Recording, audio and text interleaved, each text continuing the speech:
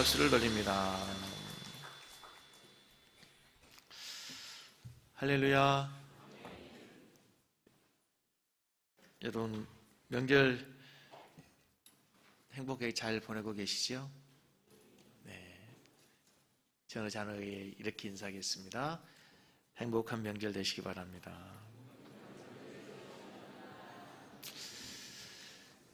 민족 고유의 명절 추석 연휴 중에 맞이하는 주일입니다. 행복한 명절을 보내고 계시는 줄로 믿고, 또 우리 성도님들의 가정에 하나님의 사랑이 더 충만한 명절이 되시길 주의 이름으로 축복합니다. 아무리 생각해도 가족보다 소중한 건 없습니다. 가족처럼 따뜻하고 포근하고 편안한 곳은 없습니다. 그래서 저는 늘 우리 성도님들의 가정을 신방할 때마다, 그리고 성도님들의 가정을 위해 기도할 때 늘 기도하는 내용 가운데 하나가 작은 천국이 되게 해주십시오. 여러분, 한번 옆에 계신 분에게 이렇게 축복하며 인사하겠습니다. 작은 천국을 만드시기 바랍니다.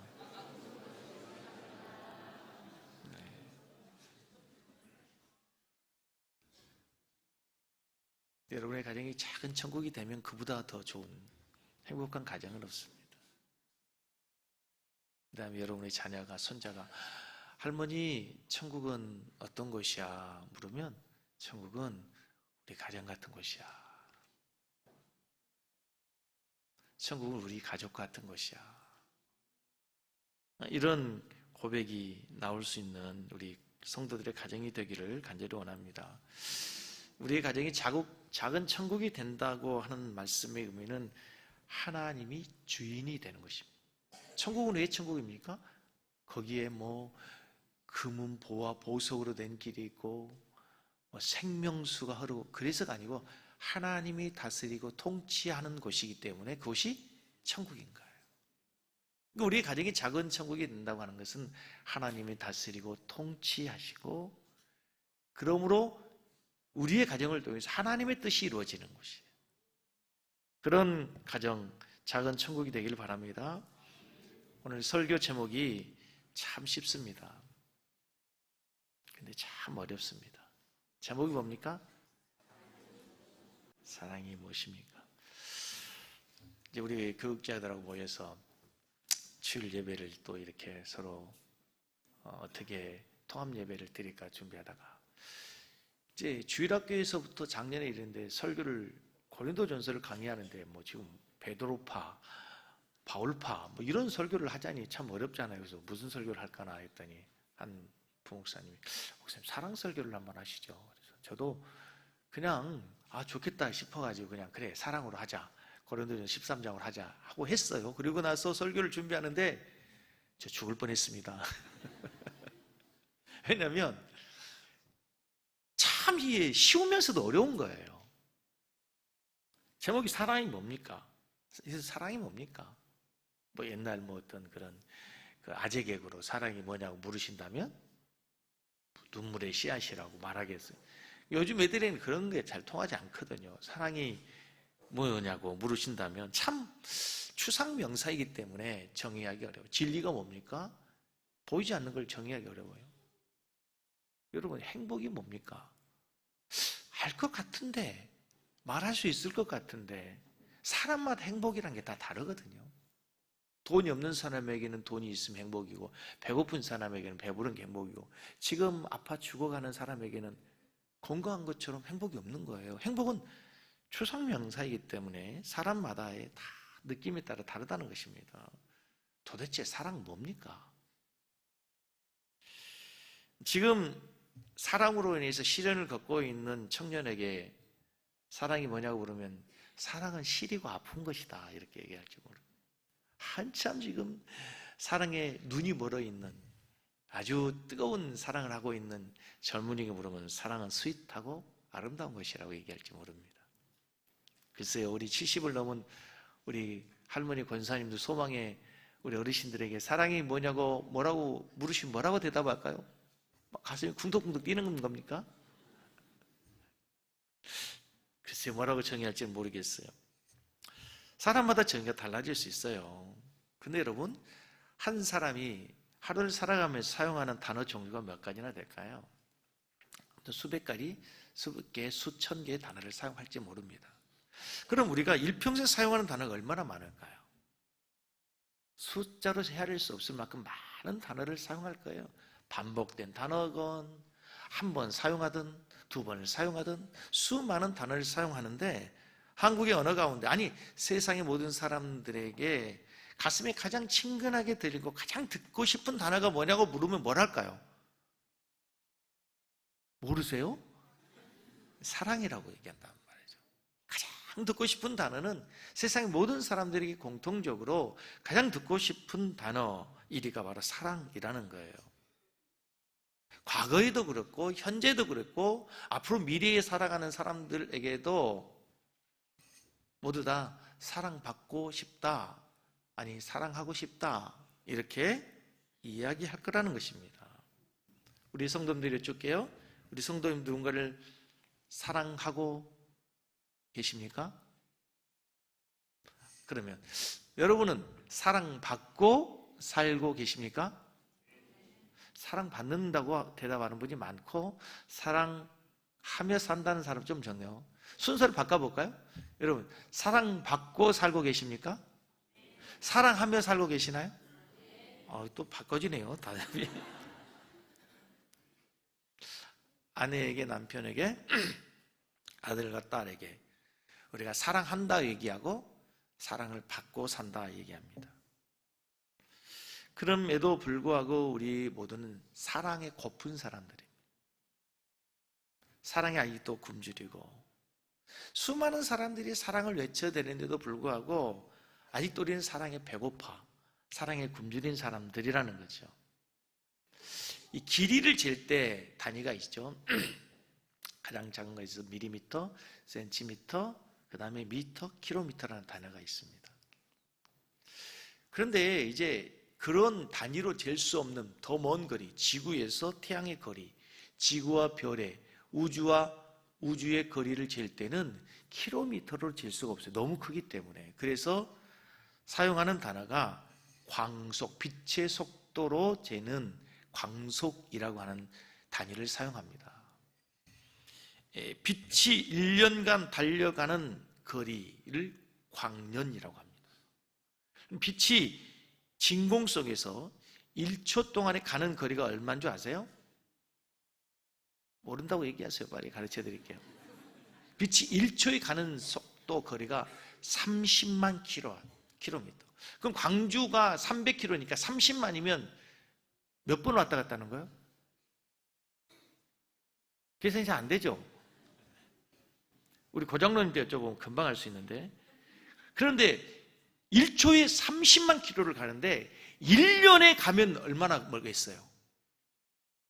이거는 우리의 상상의 거리에 불과하지 이게 감히 측량이 될 수 없는 거리입니다. 1광년이라고 하는 거리는.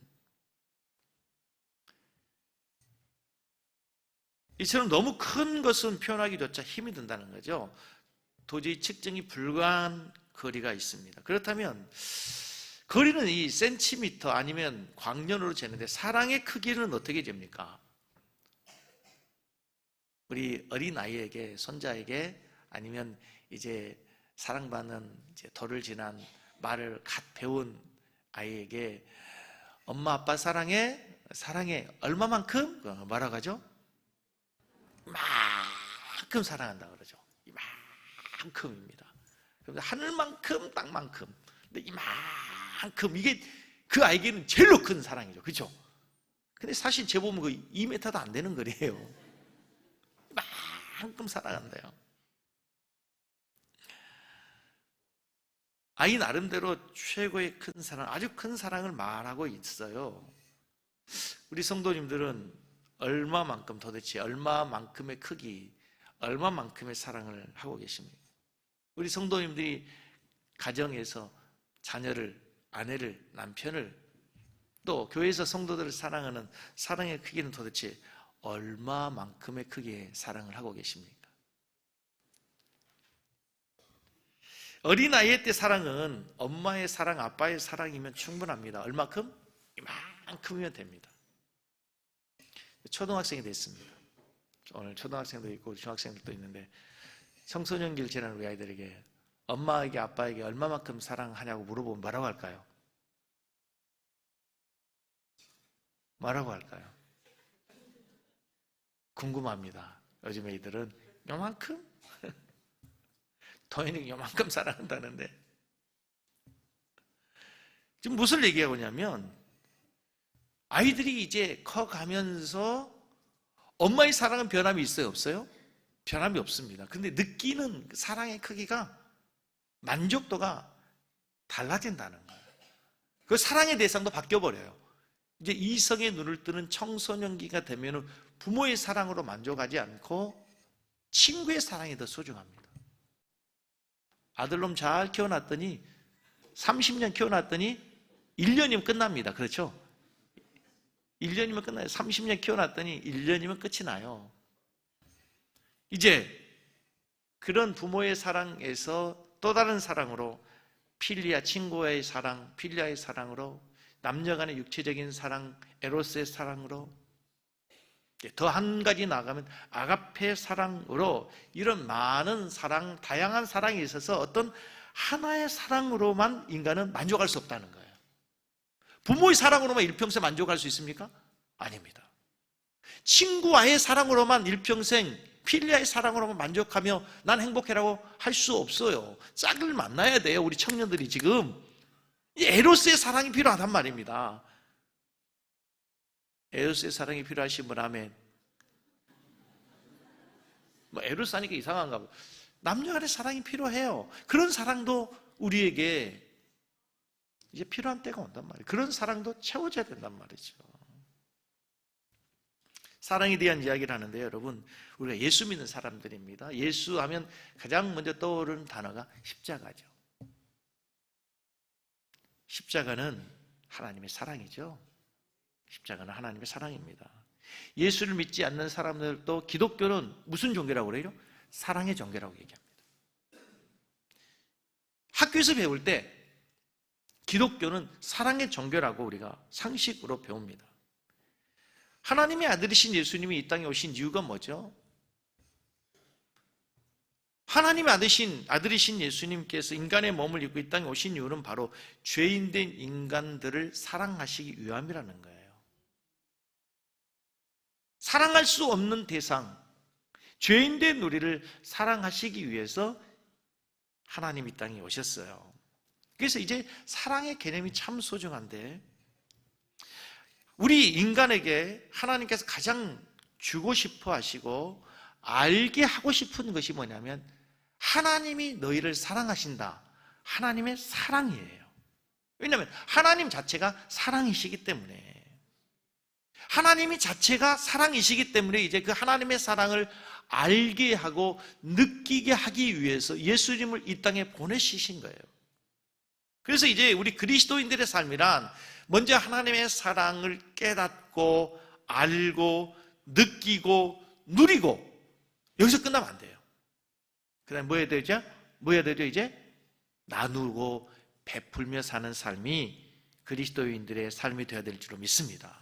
그래서 우리는 내가 사랑을 받고 하나님의 사랑을 깨닫고 내가 누군가를 사랑하고 그 사람이 나를 사랑할 때 우리는 완벽한 사랑을 체험하게 되는 거예요.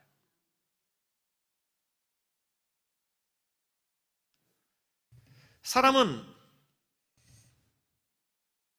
누구나 다 사랑받고 싶어 합니다. 그래서 사랑은 사랑하는 자만이 행복하는 것이 아니라 그 사랑을 받는 사람도 행복하게 하는 신비로운 힘이 있어요. 사랑은 놀라워요. 내가 사랑하면 나도 행복한데요. 그 사랑을 받는 사람도 행복해요. 이게 신비로워요. 사람은 누구나 다 본능적으로 사랑을 추구하는데 본능적으로 누군가를 사랑할 때 누군가에게 사랑을 받을 때 행복하다는 거예요. 이거 인간의 본능이라는 거예요. 그런데 놀랍게도 인간은 이 사랑 때문에 불행하기도 합니다. 사랑이 무서움이에요. 사랑할 때, 사랑받을 때 행복한데 우리는 때로 이 사랑 때문에 불행해요. 잘못된 사랑, 빗나간 사랑.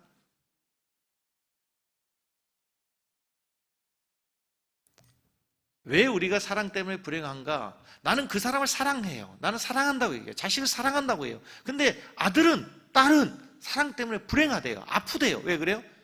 사랑에 서툴기 때문에. 여러분, TV에 우리 아이가 달라졌어요. 아니면 또 뭐죠? 오은영 박사가 나오는 그런 금쪽이 얘기 나오잖아요. 부모들이 다 사랑합니다. 그런데 그들 방식으로 사랑을 해요. 그래서 아이가 아픈 거예요. 그 아이는 엄마의 사랑 때문에, 잘못된 아빠의 사랑 때문에 금쪽이가 되는 거예요. 이거 우리가 사랑에 서툴기 때문에, 다른 표현으로 사랑의 개념이 잘못되었기 때문에 그렇습니다. 서툰 사랑이 우리를 힘들게 하고 아프게 하고 우리를 불행하게 합니다. 대부분 많은 사람들이 사랑함에도 불구하고 아프고 사랑하기 때문에 더 불행해진 이유는 서툰 사랑 때문에, 빗나간 사랑, 잘못된 사랑 때문이라는 거죠. 사랑 중에 가장 큰 사랑은 부모의 사랑이라는 거죠. 아까도 얘기했던 것처럼 우리 부모는 마치 가시고기의 사장처럼, 가시고기처럼 자식을 위해서 다 희생했어요. 마지막 자신의 몸을 들여서 주어서 새끼를 살리는 그 가시고기처럼 우리는 결혼해서 애를 낳는 순간부터 일평생 눈을 감을 때까지 자식을 위한 삶을 살아요. 헌신하고 희생하며 살아요. 자식을 위해서 모든 걸 다 할 수 있어요. 자식 때문에 때로는 눈물 흘리고 땀 흘리고 이 약물며 살며 우리가 여기까지 왔어요. 그런데 중요한 것은 우리 자식들은 부모님의 사랑에 그렇게 감동하지 않아요. 동의하지 않는다는 거예요. 왜 그럴까요? 부모들이 자신들을 위해서 그렇게 희생하면서까지 사랑하는데 왜 그 사랑을 받는 아이들이 왜 불행해요? 왜 아이들이 사랑하지 않는다고 얘기해요? 왜 부모에게 반항하느냐고요?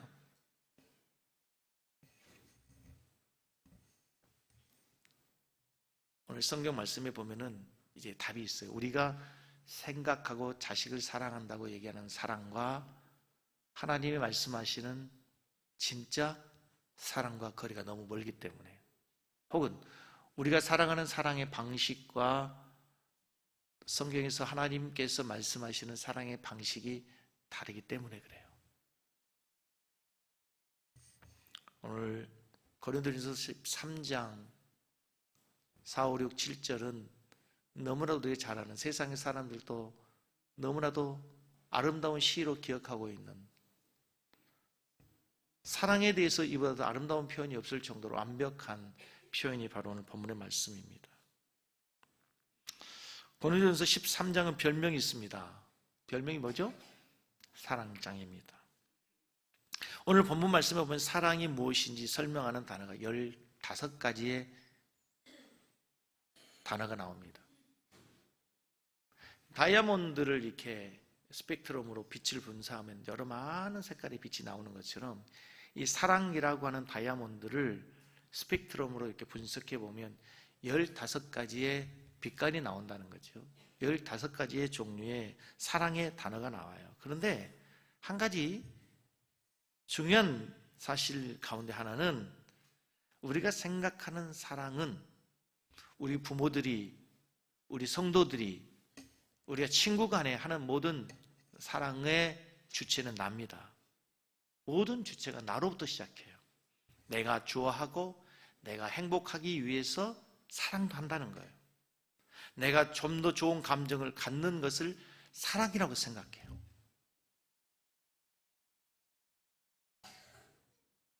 심지어는 그 사람을 사랑하는 것도 내가 행복하기 위해서 사랑해요. 내가 사랑하기 때문에 사랑한다고 하지만 그것도 어떻게 보면 나 중심이라는 거죠.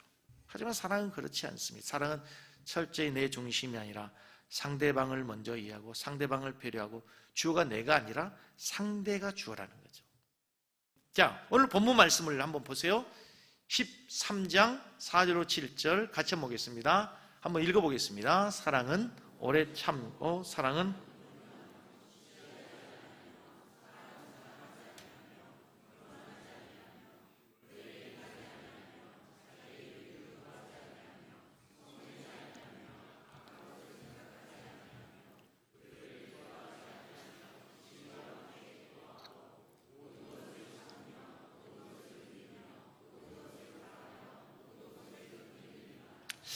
사랑을 정의하는 단어들을 보면은요, 우리가 생각하는 단어와 상당히 거리가 멀어요. 사랑은 막 찌릿찌릿하는 것, 그런 걸 생각했는데 사랑은 전혀 그렇지 않습니다. 그리고 사랑은 온유하고, 사랑은 오래 참고 온유하고를 빼고 나면 다 아니하며 아니하며입니다. 놀라운 거죠. 두 개의 단어를 빼면 다 아니하고라는 단어가 많아요. 그 다음에 이 15가지의 사랑의 속성에 대해서 우리가 한 가지씩 이 다음에 살피겠지만은, 오늘 한 가지 분명한 기억, 사랑이 무엇입니까? 라는 제목을 가지고 설교하면서 오늘 설교에서 한 가지 여러분이 기억해야 될 중요한 단어 한 가지는, 사랑은 내 안에 있는 것이 아닙니다. 다시 말해, 사랑은 하나님의 성품입니다. 오늘 여기에 나오는 모든 15개의 단어는 내 안에 있는 것이 아니고, 내 안의 성품이 아니라 죄성으로 타락한 인간의 본성에는 찾을 수 없는 하나님 안에 있는 하나님의 속성, 하나님의 성품이 사랑의 속성이라는 거예요. 하나님이 패역한 인간을 향해서 보여주신 사랑, 패역한 인간을 향해서 이 땅에 오신 예수님께서 이 땅에 사역하시면서 우리에게 보여주신 사랑의 모습이 오늘 이 15가지의 단어에 담겨 있다고 하는 거예요. 다시 한번 띄워보시면요, 이 사랑이라는 단어에 예수님이라는 단어를 넣어서 읽어보면 그래서 딱 맞습니다. 자, 사랑이라는 단어에 예수님이라는 단어를 넣어서 보면 이렇게 씁니다. 예수님은 오래 참으셨죠. 예수님은 온유하시죠. 예수님은 시기하지 않습니다. 예수님은 자랑하지 아니하셨죠. 예수님은 교만하지 않습니다. 예수님은 무례히 행하지 않으셨어요. 우리에게도, 죄인들에게도, 낮고 천한 인간에게도 예의를 다하셨습니다. 예수님은 자기의 유익을 구하지 아니했어요. 예수님은 성내지 아니했습니다. 예수님은 악한 것을 생각하지 않았어요. 예수님은 불의를 기뻐하지 않습니다. 예수님은 진리와 함께 기뻐하고, 예수님 모든 것을 참으며, 예수님 모든 것을 믿으며, 예수님은 모든 것을 바라며, 예수님 모든 것을 견디는, 정확히 맞죠? 공식처럼. 사랑이 뭐냐고요? 사랑은 하나님의 성품입니다. 사랑이 뭐냐고요? 예수님께서 이 땅에 오셔서 우리에게 보여주시는 예수님의 삶이 진정한 사랑이라는 사실을 믿으시기 바랍니다. 우리가 하는 모든 사랑은 다 이기적이고 자기중심적인 사랑, 언제나 사랑이 아니라는 거예요. 그래서 하나님이 우리에게 사랑은 이것이다 라고 보여주셨어요. 그게 요한일서 4장 10절에 보면 하나님의 사랑이 십자가를 통해 나타난 거예요. 4장 10절 같이 읽겠습니다. 사랑은 여기 있으니 우리가 하나님을 사랑하는 것이 아니요 하나님이 우리를 사랑하사 우리에게를 속하기 위하여 화목제물로 그 아들 보내셨습니다. 사랑하는 자들아, 하나님이 이같이 우리를 사랑하셨은즉 우리도 서로 사랑시. 이렇게 설교 흐름이 되는 거예요. 우리는 사랑해야 되는데 우리 안에 사랑이 없어요. 그래서 하나님이 우리를 먼저 사랑해 주셨어요. 그래, 하나님의 사랑을 우리에게 부어주셨어요. 그러므로 이제 너희들이 이같이 하나님의 사랑을 아는 자들로, 하나님의 사랑에 빚진 자들로 어떻게 사랑하며 살아가는 거예요. 하나님의 사랑에 빚진 자들로. 그래서 여러분 기억해야 될 건, 내가 이제 고린도전 13장을 묵상할 때마다 그래 내가 사랑해야지 라고 결심해서 사랑이 되는 것이 아니라, 사랑은 하나님의 사랑이 우리 안에 풍성해질 때, 우리가 하나님의 성품이 우리 안에 풍성해질 때 우리가 사랑할 수 있게 된다는 사실을 믿으시기 바랍니다. 다른 말로 우리 예수님 안에 들어가는 거예요. 결심하는 것이 아니라, 결심으로 되는 것이 아니라 하나님의 사랑이신 예수님 안으로 우리가 들어가는 것, 예수님이 내 안에 들어오셔서 나를 충만하게 하실 때, 그때에 우리에게 진정한 사랑이 드러나게 된 줄로 믿습니다. 자, 사랑이 무엇이냐고요? 오늘 설교의 질문에 대한 답을 다시 한번 말씀드릴게요. 사랑은 뭡니까? 하나님의 성품입니다.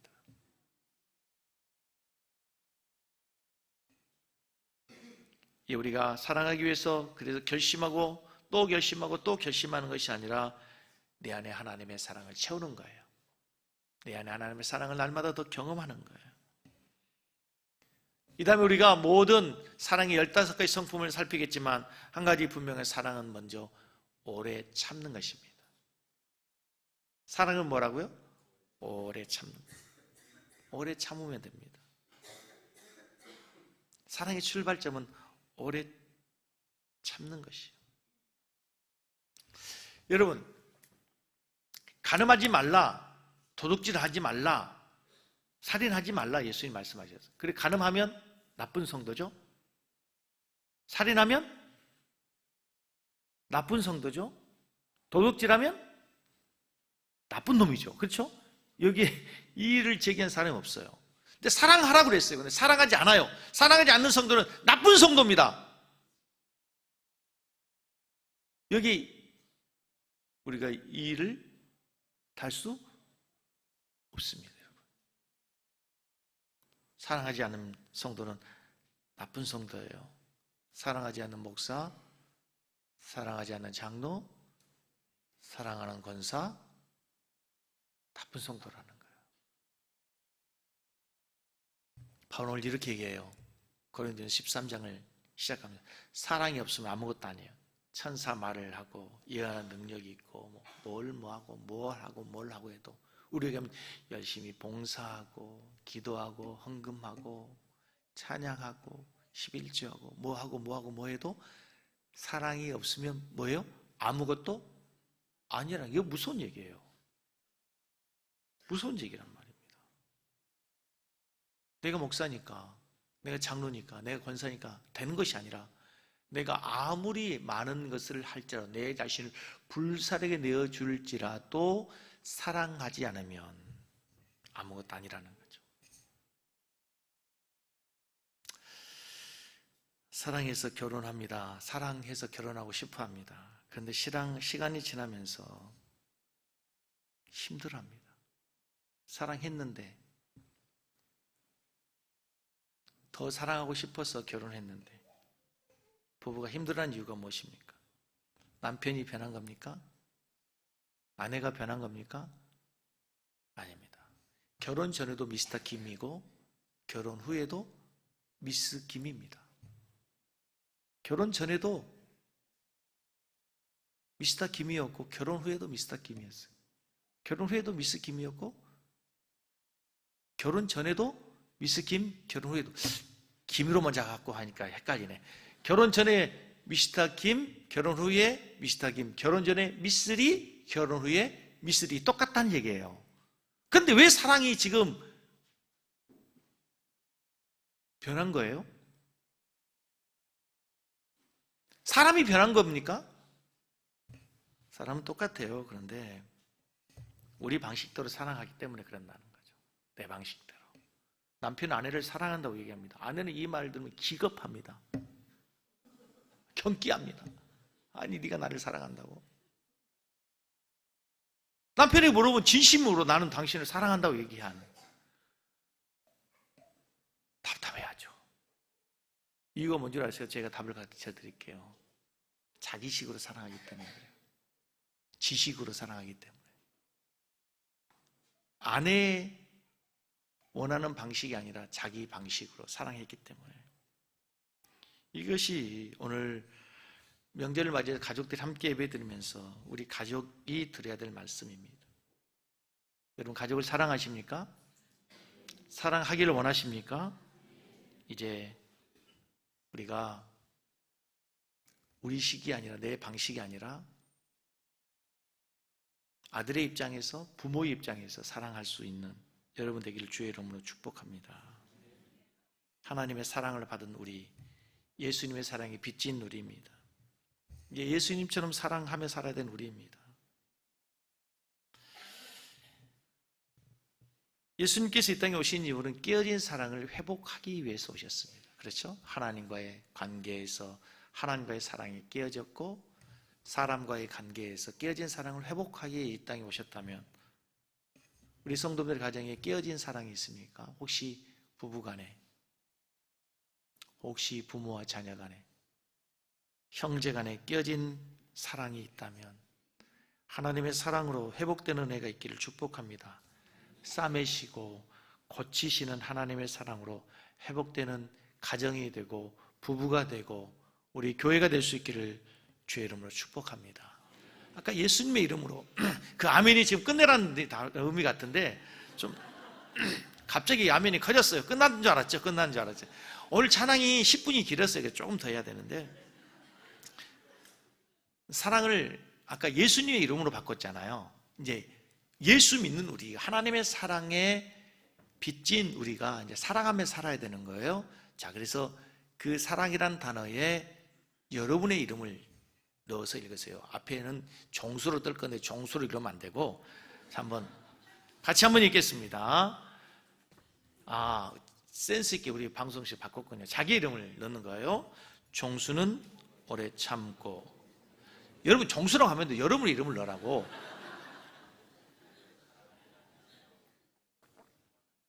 다시 종수는 오래 참고, 종수는 온유하며, 종수는 시기하지 아니하며, 종수는 자랑하지 아니하며, 종수는 교만하지 아니하며, 종수는 무례히 행하지 아니하며, 종수는 자기의 유익을 구하지 아니하며, 종수는 성내지 아니하며, 종수는 악한 것을 생각하지 아니하며, 종수는 불의를 기뻐하지 아니하며, 종수는 진리와 함께 기뻐하고, 종수는 모든 것을 참으며, 종수는 모든 것을 믿으며, 종수는 모든 것을 견디느니라. 이렇게 사랑이, 여러분의 사랑이, 예수님의 사랑이 여러분의 삶으로 나타날 수 있기를 주의 이름으로 축복합니다. 이 말은 꼭 하고 싶어요. 요즘 국가의 가장 큰 위기, 문제 가운데 하나가 저출산 문제입니다. 왜 젊은이들이 아이를 낳지 않습니까? 첫째는 결혼이 늦어지고 결혼하기 너무 힘들어. 결혼 못한 청년들이 많아서 출산이 늘어진 것도 있습니다. 근데 결혼하면서도, 결혼했음에도 불구하고 아이를 낳지 않는 이유가 뭔가요? 들어보면, 통계로 보면은 일단은 이제 옛날에 우리 부모님 자식을 낳아서 이렇게 조금 뭔가를 조금 노후를 보장받고 싶고 자녀들을 향한 기대가 있었는데 자기를 보니까, 자기가 부모 하는 것을 하는 걸 보니까 그런 시대가 이제 끝났다는 거죠. 그래서 생각나는 게 뭐냐면 자녀를 키우는데 20년이 이상이 걸리잖아요. 자녀의 20년 이상 투자하는 것이 내 인생 20년이 날아간다고 생각하는 거예요. 차라리 그 시간에 내 인생을 즐기고 거기에 투자할 돈을 갖고 노후를 준비해서 자기가 자기의 삶을 살겠다는 거죠. 옛날에 상상할 수 없는 시대의 사조가 되어버렸습니다. 일단 여러분 자녀를 많이 낳으시기를 주여 이름 축복합니다. 우리 청년들 결혼이 잘 안 되거든. 주여 자녀를 많이 낳겠습니다. 하나님의 뜻대로 생육 갖고 번성할 터이니 주의 짝을 만나게 해주십시오. 그런데 여러분 얼마나 이 사랑에 대해서 우리들이 잘못됐냐면, 내가 자녀를 사랑해서 자녀를 키워서 뭔가를 보상을 받으려고 하는 거잖아요. 그게 아니에요. 자녀는 그냥 사랑을 주고 사랑하면 그것으로 기쁨 자체인 것을 모르는 거예요. 여러분, 아기를 낳아서 키우는 것도 고통이고 아픔이라, 우리 자녀를 낳아서 키운 우리 부모님들, 저도 딸을 셋을 다 키웠지만 후회해 본 적이 한 번도 없습니다. 자녀를 낳아 키우신 우리 집사님, 성도님들 후회하신 분 계세요? 아이고 내가 어쩌다가. 한 번도 없습니다. 그렇게 많이 수고했음에도 불구하고 아이고 내가 너를 안 낳았으면 어떨 뻔했니. 지금 제가 요즘 호라비 신세인데요, 마침 그래도 이 셋째 가은이가 있어가지고 그랬으면 네가 없어서 내가 들어갈 뻔했냐. 네가 있어서 다행이다. 그럼 절대로 아빠 곁에 살아야 된다. 후회한 적이 없어요. 후회한 적이. 잘못된 사랑, 빗나간 사랑, 뒤틀려진 사랑인 거예요. 자녀를 향해서 여러분 사랑하면 돼요. 그리고 뭘 심어주면 되냐면 너는 사랑받을 존재야. 사랑받을 만한 가치가 있어. 이게 결론이 돼요. 이제 우리 성도들에게도 이렇게 해야 돼요. 우리가 당신은 충분히 사랑받을 만한 자격이 있습니다. 사랑받을 만한 가치 있는 존재입니다. 그걸 보여주시면 되는 거예요. 우리 교회가 그런 교회, 여러분의 가정이 그런 가정 되기를 주의 이름으로 축복합니다. 아멘. 우리 찬양하면서 예물 드리고